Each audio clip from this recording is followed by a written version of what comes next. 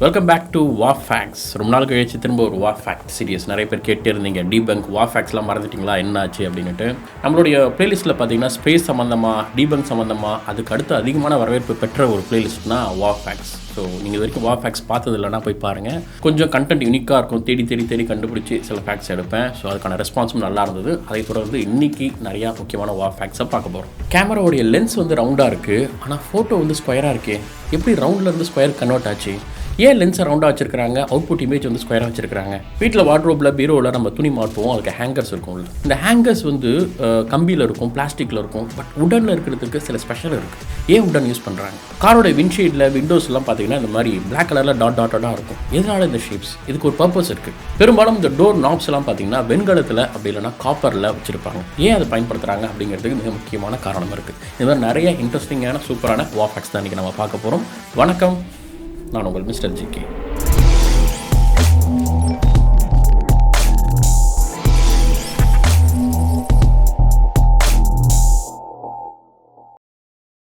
நிறைய டைம் நம்ம பார்த்துருப்போம், நம்ம ஃபோன் கேமராவாக இருக்கட்டும் இல்லை டிஎஸ்எல்ஆர் கேமராவாக இருக்கட்டும், அதோடைய லென்ஸ் அப்படிங்கிறது கம்ப்ளீட்டாக ரவுண்டாக இருக்குது. ஆனால் அது எடுக்கிற பிக்சர் மட்டும் ஸ்கொயராக இருக்குது. இந்த ரவுண்ட்லேருந்து உள்ளே போகிற அந்த ஒளி வந்து எப்படி ஸ்கொயராக கன்வெர்ட் ஆகுது, எப்படி இந்த ப்ரொஜெக்ஷன் நடக்குது? நமக்கு இன்னும் டவுட் வரும்ல, அவுட்புட் பிக்சர் வந்து ஸ்கொயராக இருக்குன்னா லென்ஸையுமே அவங்க ஸ்கொயராகவே வச்சிருக்கலாமே, ஏன் வைக்கல? ஓகே, முதல்ல நம்ம புரிஞ்சிக்க வேண்டியது என்னன்னா, கேமரா லென்ஸ்லேருந்து போகக்கூடிய ஒளி வந்து டைரெக்டாக அப்படியே இமேஜை கன்வெர்ட் ஆகாது. இதுக்கு நடுவில் இன்னொரு முக்கியமான கீ பார்ட் இருக்குது. பழைய ஓல்டு மாடல் கேமராவில் வந்து அதை ஃபில்ம் அப்படின்னு சொல்லுவாங்க. இப்போ இருக்கிற புது டிஜிட்டல் மாடலில் பார்த்தீங்கன்னா இமேஜ் சென்சார் அப்படின்னு சொல்லுவாங்க. ஸோ இந்த இரண்டில் அந்த லென்ஸ்லேருந்து வரக்கூடிய ஒளி பட்டு தான் நமக்கு இமேஜாக மாறுது. ஸோ அந்த லென்ஸோடைய முக்கியமான வேலை என்னென்னா, அது கலெக்ட் பண்ணுற ஒளியெல்லாம் கரெக்டாக அந்த ஃபில்ம் மேலேயோ அப்படி இல்லைனா அந்த இமேஜ் சென்சார் மேலேயோ பிளர் இல்லாமல் கரெக்டாக ஃபோக்கஸ் பண்ணணும் ஒரு பாயிண்டில்.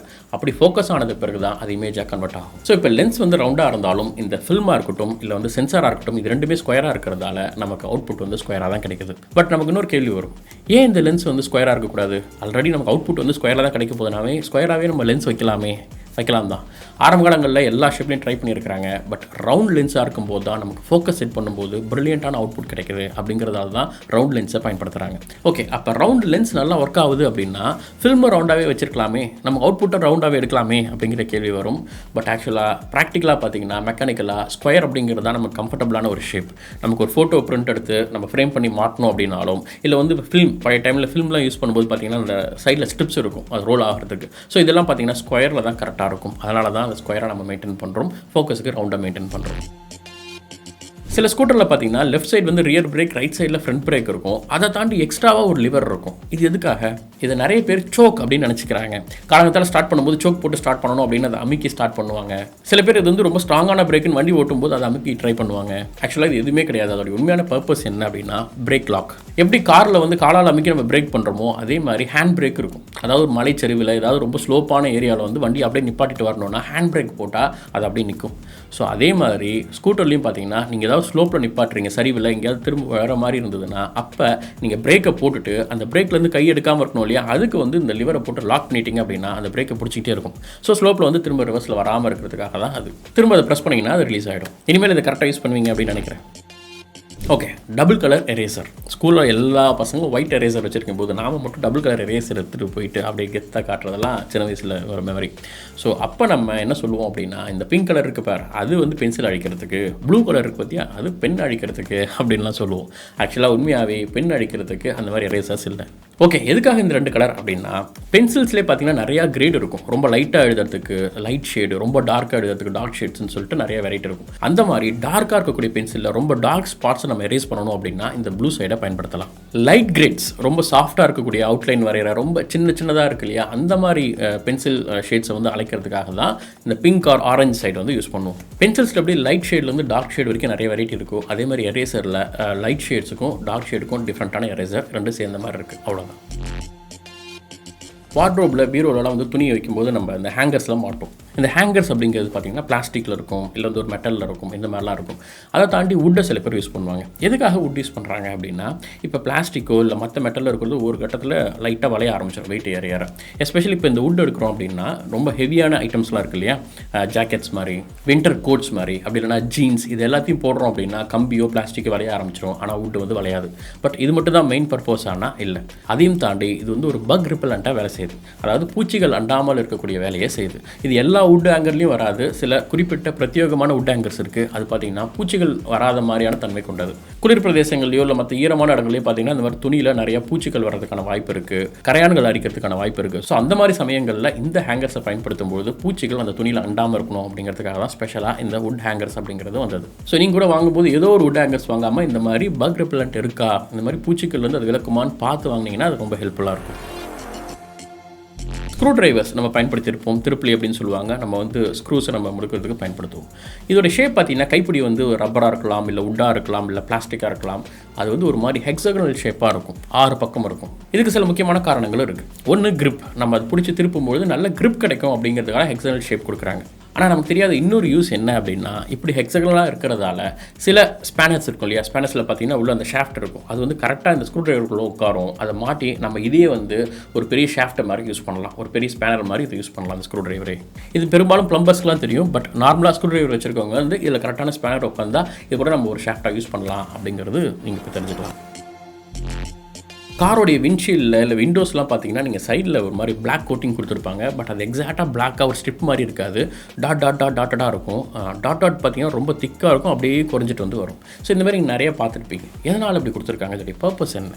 ஆக்சுவலாக அந்த பிளாக் கலர் கோட்டிங் என்னன்னா, அது வந்து ஒரு செராமிக் பெயிண்ட் பிளாக் கலரில். இது எதுக்காக அப்படின்னா, இந்த விண்ட்ஷீல்டு வந்து காருக்கு முன்னாடி வந்து வச்சு ஒட்டியிருக்காங்க இல்லையா, ஒட்டின இடத்துல சுற்றி வந்து க்ளூ பண்ணியிருப்பாங்க. அந்த க்ளூ பசை வந்து பார்த்தீங்கன்னா சூரிய ஒளி டேரெக்டாக படும்பொழுது உருகி அதோடைய தன்மை மெல்ல மெல்ல இழக்க ஆரம்பிச்சிடும். அப்புறம் அந்த விண்ட்ஷீல்டு கைட்டிட்டு வந்துடும். ஸோ அதை காப்பாற்றணும், அதை ப்ரிவென்ட் பண்ணணும் அப்படிங்கிறதுக்காக மேலே வந்து இந்த பிளாக் கலரில் செராமிக் பெயிண்ட் பண்ணுவாங்க. அந்த க்ளூ ஒட்டின இடம் கொஞ்சம் பார்க்க ஒரு மாதிரி இருக்கும். இது மேலே இந்த செராமிக் பெயிண்ட் பண்ண உடனே வந்து நமக்கு டீசெண்டாக தெரியும். இன்னொன்று அவங்க நினச்சா டார்க்காக வந்து ஒரு லைன் மாதிரி ஸ்ட்ரிப் அடிச்சிருக்கலாம். ஏன் வந்து டாட்டாக வச்சுட்டு பெரிய டாட் வந்து சின்ன டாட்டாக வந்துட்டு அந்த கேப் அதிகமாக அதுலேருந்து கம்மியான கேப்பாக குறைச்சிருப்பாங்க? ஏன் அப்படி பண்ணுறாங்க? ஏன்னா ஒரு ஸ்மூத் டிரான்சிஷனுக்காக தான். இந்த டிரான்சிஷன் அப்படிங்கிறது விஷுவலாக பார்க்குறதுக்கு வந்து டார்க்லேருந்து அப்படியே ஸ்மூத்தாக கண்ணாடிக்கு வரதுக்கு மட்டும் கிடையாது, வெப்பத்தையும் அதே ஆங்கிளில் கடத்தும். உங்களுக்கு தெரியும் டார்க் கலர் வந்து நிறைய வெப்பத்தை இழுக்கும் அப்படிங்கிறது. ஸோ அப்போ இந்த செராமிக் பெயிண்ட் இடத்துல இருக்கிற அதிகமான வெப்பம் வந்து டக்குன்னு அப்படியே கிளாஸ்க்கு போனால் வெப்பம் வந்து டக்குன்னு டிஃபர் ஆகும். அப்படிங்கிறதால தான் மெல்ல குறைச்சிக்கிட்டு பெரிய வட்டத்துலேருந்து அப்படியே சின்ன வட்டமாக ஸ்ப்ரெட் ஆகிட்டு அதோடைய வெப்பத்தை வந்து ஈக்குவலாக கொஞ்சம் பரப்புறதுக்காக, கொஞ்சம் ஸ்மூத்தாக பரப்புறதுக்காக இந்த டிசைன். அதேமாதிரி விண்ட்ஷீல்டில் நம்ம ரியர் பார்க்கறதுக்காக இருக்க அந்த கண்ணாடிக்கு மேலே கூட பார்த்தீங்கன்னா இந்த கோட்டிங் இருக்கும் ஃபுல்லாக. ஸோ அங்கே கூட பார்த்தீங்கன்னா சன்லைட் நமக்கு டேரெக்டாக அடிக்கும்போது இந்த மாதிரி டாட்ஸாக வைக்கும்போது கொஞ்சம் நமக்கு சன்ஷேட் மாதிரி ப்ரிவென்ட் பண்ணும். ஸோ இப்படி சின்ன விஷயங்களுக்கு பின்னாடி நிறைய மெக்கானிக்கலாக நிறைய இன்ஜினியரிங் ரீசன்ஸ் இருக்குது.